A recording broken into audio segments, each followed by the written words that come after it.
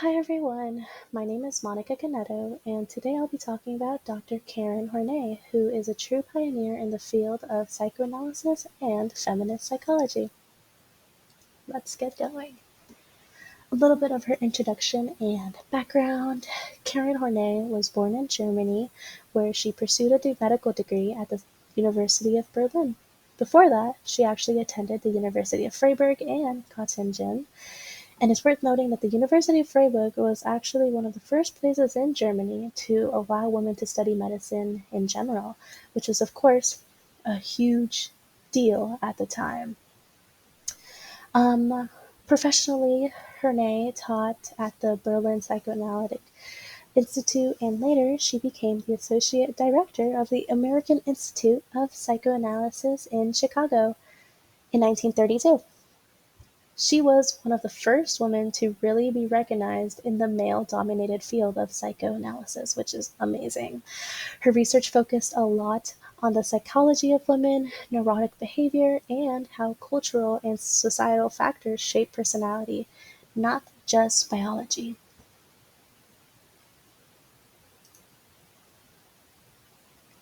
One of Karen Horney's major contributions was her concept of womb envy, which she proposed as a counterpart to Freud's idea of penis envy.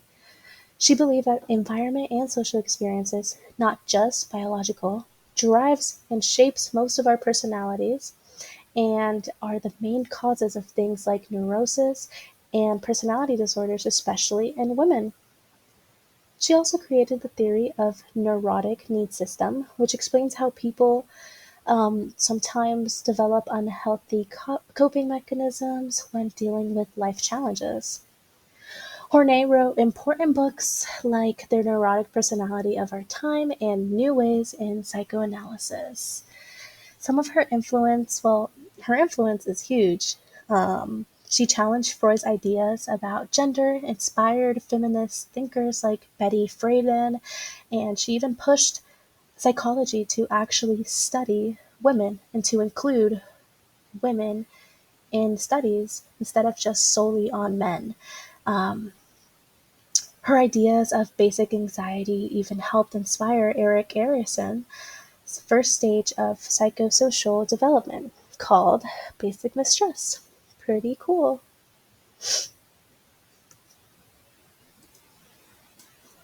Her contributions to the field of psychology continued. Professionally, Horney made an even bigger impact by founding the Karen Horney Clinic in New York, which is actually still up and running today. Here's a little picture.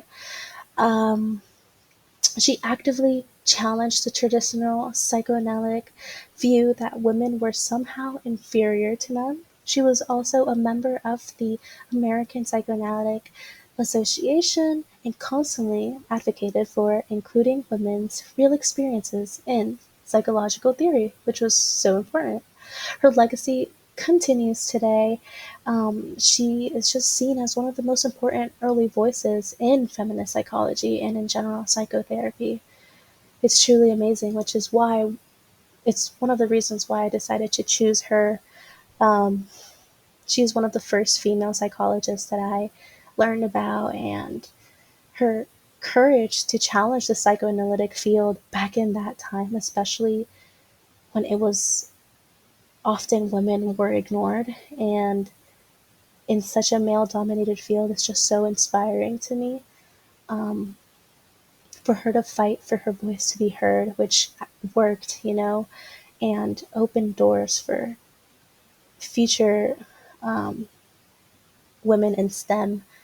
She helped create a better understanding of gender, mental health, and human behavior, especially for women, which was just so important because everything back then in the beginning was based on men. Even nowadays, like how we learned in class,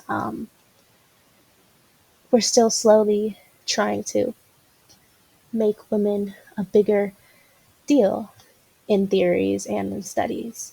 Her emphasis on how social and cultural factors influence us is something that really connects with me also, and how we view psychology today in general.